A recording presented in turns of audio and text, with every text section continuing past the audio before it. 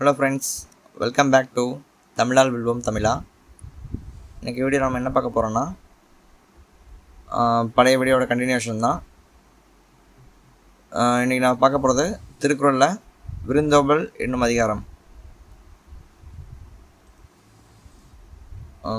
விருந்தோம்பல்னால் விருந்தினரை உபசரிக்கிறத பற்றி தான் இந்த குறள் ஃபுல்லாக சொல்லியிருப்பார் திருவள்ளுவர். ஃபஸ்ட்டு குறள் என்னென்னா, இருந்தோம்பி இல்வாழ்வதெல்லாம் விருந்தோம்பி வேளாண்மை செய்தற் பொருட்டு. அதுக்கு என்ன பொருள்னா, இல்லறத்தை போற்றி வாழ்வது, விருந்தினரை வரவேற்று அவருக்கு வேண்டிய உதவிகளை செய்தல். அதாவது விருந்தினரை வரவேற்று அவங்களுக்கு தேவையான உதவிகளை நம்ம செய்கிறது தான் சிறந்த இல்லற வாழ்க்கை அப்படின்னு சொல்கிறார் திருவள்ளுவர். அடுத்த குறள், விருந்து புறத்ததா தானுண்டால் சாவா மருந்தினும் வேண்டற்பாட்டன்று. அதாவது விருந்து புறத்ததா அப்படின்னா, விருந்தினரை வீட்டுக்கு வெளியே வச்சுட்டு அவங்க அமிர்தம் அப்படின்னு சொல்லுவாங்கள்ல, சாகா மருந்துன்னு சொல்லுவாங்கள்ல, அதையே உண்டாலையும் அது சிறந்த பண்பு கிடையாதுன்னு சொல்கிறாங்க. விருந்தினராக வந்தவரை வெளியே விட்டு சாகாத மருந்தாக இருந்தாலும் அதனை தான் மட்டும் உண்பது விரும்பத்தக்க பண்பாடல்ல அப்படின்னு சொல்கிறாரு. ரெண்டு குறள்லையுமே பார்த்திங்கன்னா விருந்தினரை சிறப்பாக உபசரிக்கணும், அவங்கள உபசரிக்காமல் இருக்கக்கூடாதுன்னு சொல்கிறாங்க. அடுத்து பார்த்திங்கன்னா, வருவிருந்து வைகளும் ஓம்புவான் வாழ்க்கை பருவந்து பாழ்படுதல் இன்று. அதுக்கு என்ன பொருள்னா, விருந்தினரை நாள்தோறும் வரவேற்று மகிழ்பவரின் வாழ்க்கையில் துன்பம் இருக்காதுன்னு சொல்கிறாங்க. அதாவது அவங்க கொஞ்ச நேரம் இருந்தால் மட்டும் முகமலர்ச்சியாக இருக்கிறது, போக போக முகம் சுளிக்கிறது, அது மாதிரி இருக்கக்கூடாது. நாள்தோறும் டெய்லி வந்தால் கூட அவங்கள வரவேற்கணும், அவங்களுக்கு தேவையான வசதிகள்லாம் செய்யணும். அப்படி செஞ்சு அதனால் மகிழ்பவரின் வாழ்க்கை பார்த்திங்கன்னா துன்பம் இல்லாமல் இருக்கும் அப்படின்னு சொல்கிறாங்க. அடுத்து பார்த்திங்கன்னா, அகனமர்ந்து செய்யால் உறையும் முகனமர்ந்து நல்விருந்து ஓம்புவான் இல். இந்த இடத்துல செய்யாள் அப்படிங்கிறது ஒரு திருமகள் அப்படிங்கிற தெய்வம். அதை செல்வம் அப்படின்னு சொல்லுவாங்க. செல்வம்னா நமக்கு வர பணம் காசு அதெல்லாம்.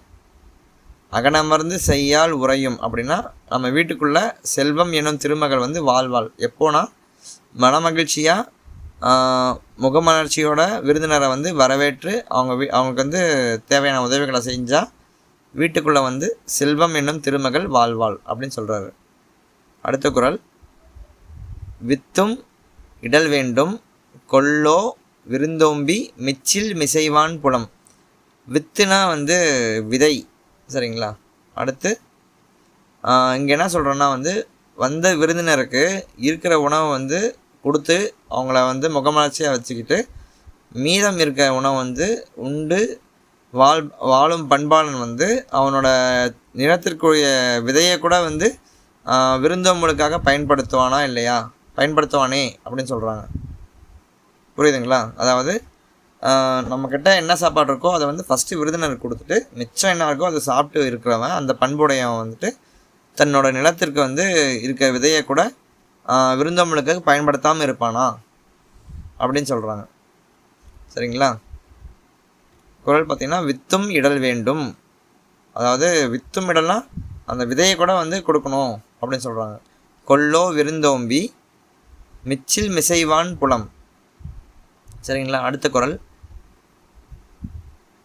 செல்விருந்து ஓம்பி வருவிருந்து பார்த்திருப்பான் நல்வருந்து வானத்தவர்க்கு.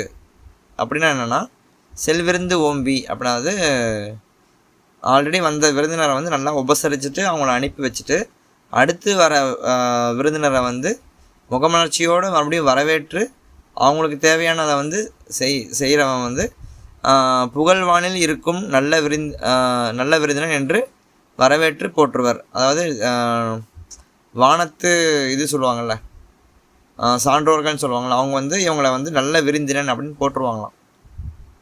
புகழ்வானில் இருப்போர் நல்ல விருந்தினன் என்று வரவேற்று போற்றுவர் அப்படின்னு சொல்கிறாங்க. அதாவது வந்த விருந்தினர் உபசரித்து அனுப்பிட்டாங்க, அடுத்து வர விருந்தினர் ஆவலாக எதிர்நோக்கி அவங்களுக்காக வெயிட் பண்ணி உபசரிக்கிறத புகழ்வானில் இருக்கும் நல்ல விருந்தினர்கள் வரவேற்று போற்றுவராம். அடுத்தது வந்து இணைத்துணை தென்பதொன்றில்லை விருந்தின் துணை வேள்வி பயன். வேள்விங்கிறது ஒன்றுங்கள்ல, வேள்விங்கிறது சாக்ரிஃபைஸ், அதாவது தியாகம். வேள்விங்கிறது இந்த இடத்துல தியாகம். இங்கே என்ன சொல்கிறாங்கன்னா, இணைத்துணை தென்பதொன்றில்லை விருந்தின் துணை வேள்வி பயன். விருந்தினராக வந்தவரின் சிறப்பை எண்ணி பார்த்து விருந்தோம்பலை ஒரு வேள்வியாக கருதலாம். அதாவது நம்மளோட விருந்தினராக ஒருத்தர் வந்தாங்கன்னா அவங்களோட சிறப்பை வந்து எண்ணி பார்த்து நம்ம வந்து அதை ஒரு சாக்ரிஃபைஸாகவே பண்ணணும் அப்படின்னு சொல்கிறாங்க. அடுத்த குறள், பரிந்தோம்பி பற்றற்றேம் என்பர் விருந்தோம்பி வேள்வி தலைப்படாதார்.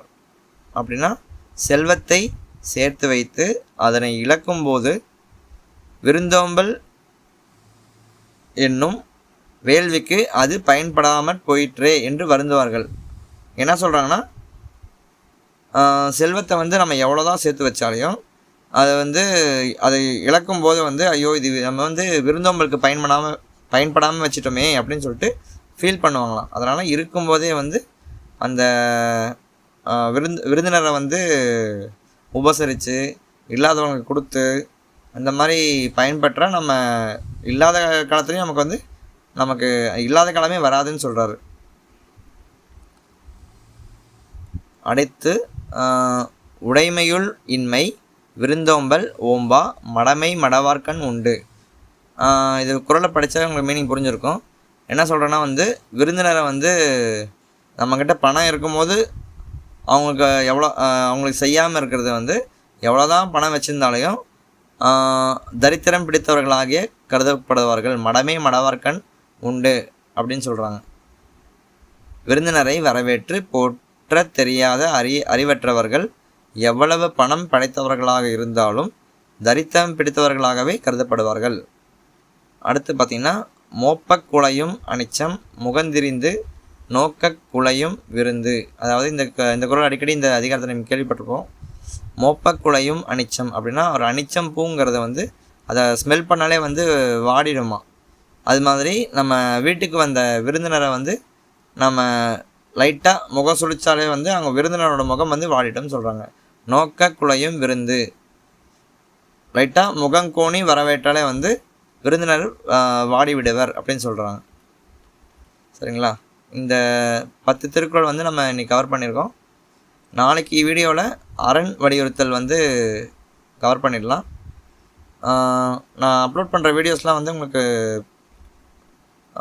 பிடிச்சிருக்குன்னு நம்புகிறேன். அப்படி பிடிச்சிருந்தா புரிஞ்சதுன்னா ஒரு லைக்கை போட்டு நீங்கள் உங்கள் ஃப்ரெண்ட்ஸுக்கு ஷேர் பண்ணுங்கள். Thank you so much.